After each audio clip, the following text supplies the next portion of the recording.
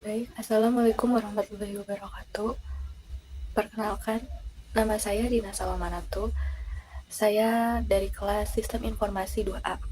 NPM saya yaitu 230660221011. Di sini saya akan mempresentasikan hasil jawaban dari soal UTS Sistem Operasi yang telah diberikan.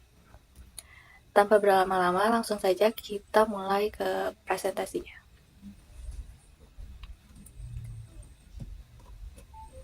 Di sini, yang pertama, itu ada soal dimana apa kelebihan sistem operasi Windows, Linux, Mac OS, dan Android. Bisa dilihat di sini jawabannya. Kelebihan sistem operasi Windows, Linux, Mac OS, dan juga Android. Yang pertama, untuk Windows sendiri, yaitu mudah digunakan. Windows terkenal dengan antarmuka yang ramah pengguna dan mudah dinavigasi, membuatnya ideal untuk pemula dan penggunaan biasa. Kompatibilitas perangkat lunak. Windows memiliki kompatibilitas perangkat lunak terbaik dengan jutaan program dan aplikasi yang tersedia. Selanjutnya itu dukungan hardware yang luas. Windows didukung oleh berbagai macam perangkat keras dari berbagai produsen. Permainan Windows adalah platform yang populer untuk bermain game dengan banyak game yang dirancang khusus untuk Windows. Dan yang terakhir yaitu harga. Perangkat lunak Windows umumnya lebih murah daripada perangkat lunak Mac OS. Yang selanjutnya yaitu ada Linux. Untuk yang pertama itu yaitu gratis dan open source. Linux gratis untuk diunduh dan digunakan, dan kode sumbernya tersedia untuk dimodifikasi. Yang kedua itu keamanannya. Linux dikenal dengan keamanannya yang tinggi dan lebih tahan terhadap virus dan malware dibandingkan sistem operasi yang lain. Selanjutnya itu stabilitas. Linux adalah sistem operasi yang stabil dan andal dengan waktu uptime yang lama. Yaitu selanjutnya ada kustomisasi. Linux sangat dapat disesuaikan, memungkinkan penggunanya untuk menyesuaikan antarmuka dan fungsionalitasnya sesuai keinginan mereka. Ini merupakan pengertian dari kustomisasi ya. Yang selanjutnya itu ada performa. Linux terkenal dengan performanya yang ringan dan efisien, membuatnya ideal untuk perangkat keras lama atau berdaya rendah. Selanjutnya, yang ketiga ada Mac OS. Keunggulannya itu yang pertama ada antarmuka yang intuitif. Mac OS memiliki antarmuka yang indah dan intuitif yang mudah digunakan dan dinavigasi. Selanjutnya ada integrasi Apple. Mac OS terintegrasi dengan mulus dengan perangkat Apple lain, seperti iPhone dan iPad. Selanjutnya ada perangkat lunak. Mac OS memiliki banyak pilihan perangkat lunak yang berkualitas tinggi, termasuk aplikasi kreatif dan produktivitas. Selanjutnya juga ada keamanan. Mac OS adalah sistem operasi yang aman dengan tingkat malware yang rendah. Kinerja Mac OS dikenal dengan performanya yang stabil dan juga andal. Yang terakhir di sini ada dari Android sendiri. Yaitu yang pertama ada gratis dan open source. Android gratis untuk diunduh dan digunakan, dan kode sumbernya tersedia untuk dimodifikasi. Saja ada pilihan perangkat yang luas. Ada banyak sekali perangkat Android yang tersedia dari berbagai macam produsen, dan dalam berbagai kisaran harga juga. Kemudahan penggunaan.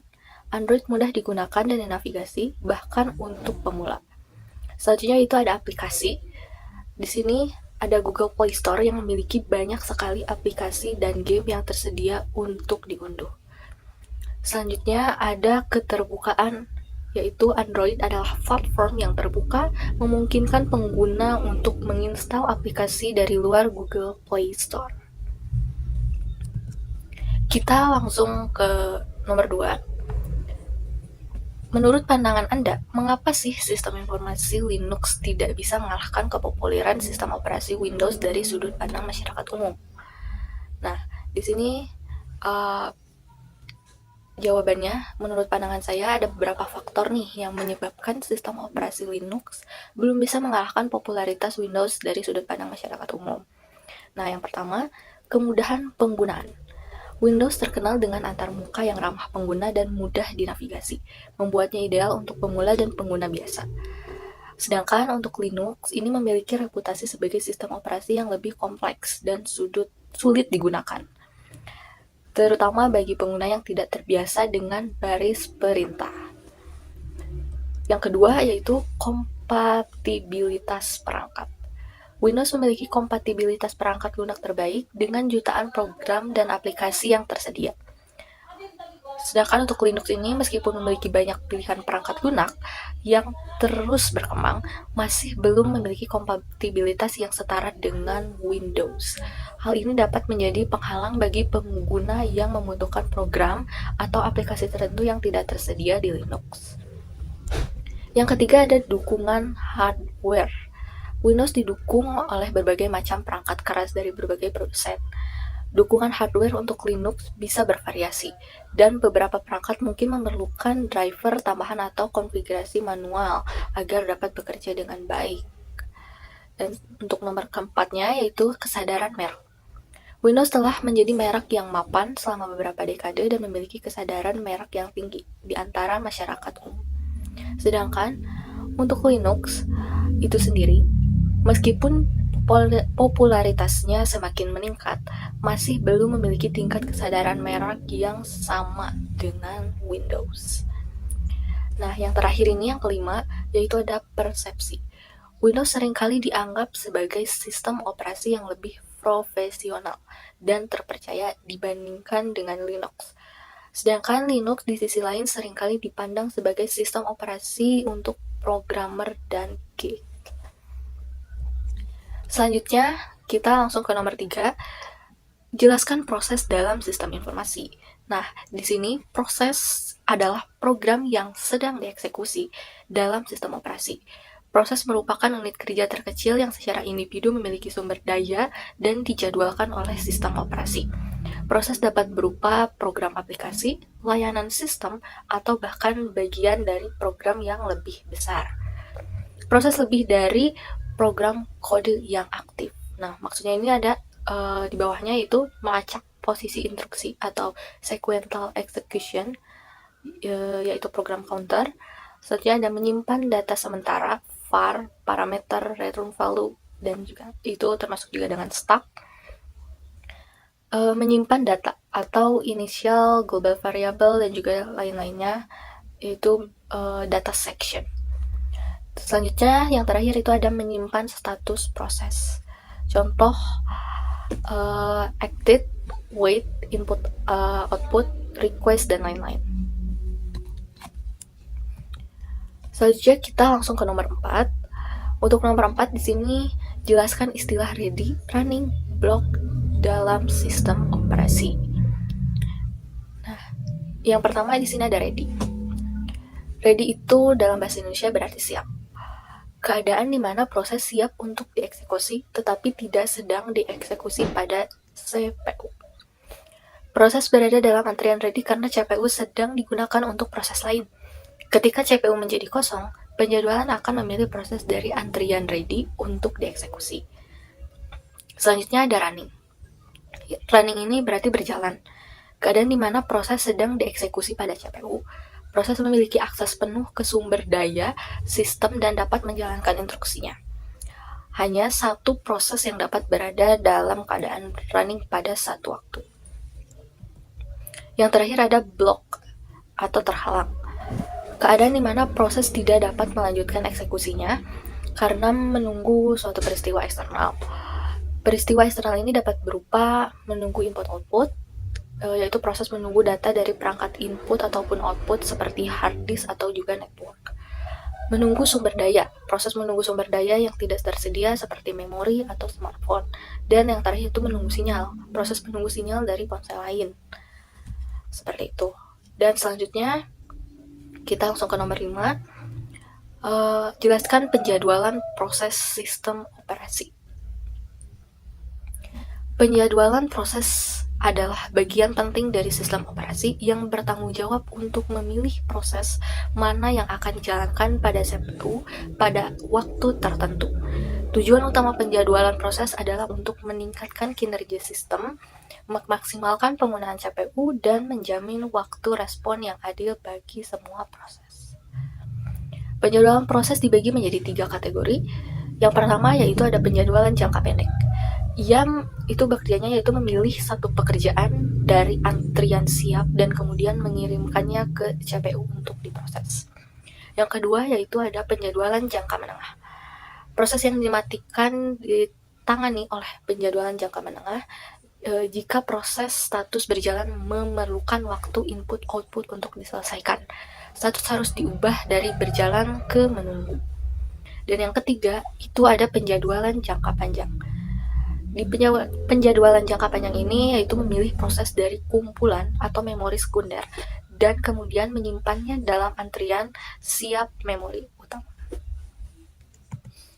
Selanjutnya, nomor 6, kriteria yang digunakan dalam kinerja penjadwalan proses.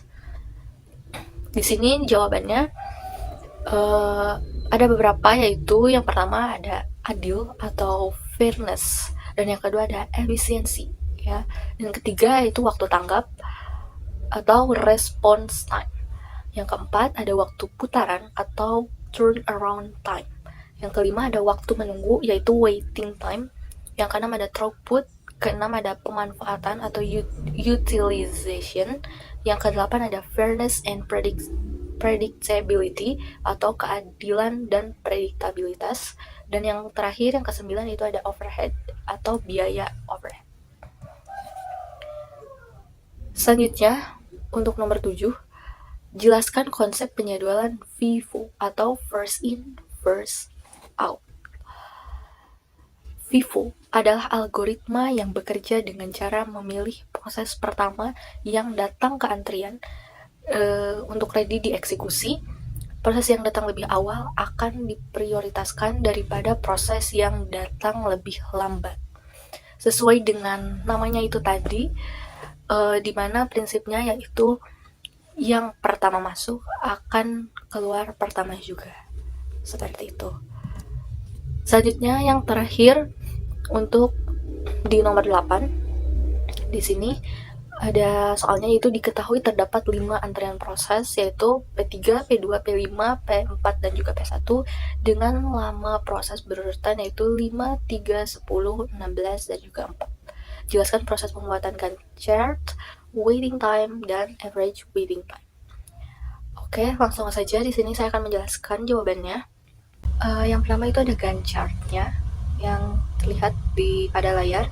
Itu adalah hasil dari yang Gantt chart yang sudah saya buat, di mana ada P3, P2, P5 dan P4 dan juga P1 pada di ujung itu sudah tersusun sesuai dengan soal, dan di bawahnya itu ada waktu startnya itu mulai dari 0 terus ke 5, ke 28, ke 38, ke 54 dan terakhir yaitu ke 58.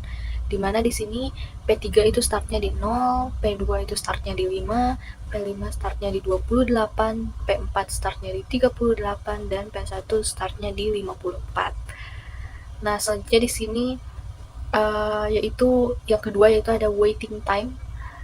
Waiting time untuk P1 seperti yang tadi sudah saya jelaskan. Untuk P1 itu ada di 54, untuk di P2-nya itu ada di 5, P3-nya itu ada di 0, dan juga P4 itu ada di 38, dan yang terakhir P5-nya itu ada di 28. Selanjutnya yaitu ada di yang C yaitu average waiting time. Untuk average waiting time-nya di sini kita tinggal tambahkan saja dari waiting time itu sendiri yang sudah tadi kita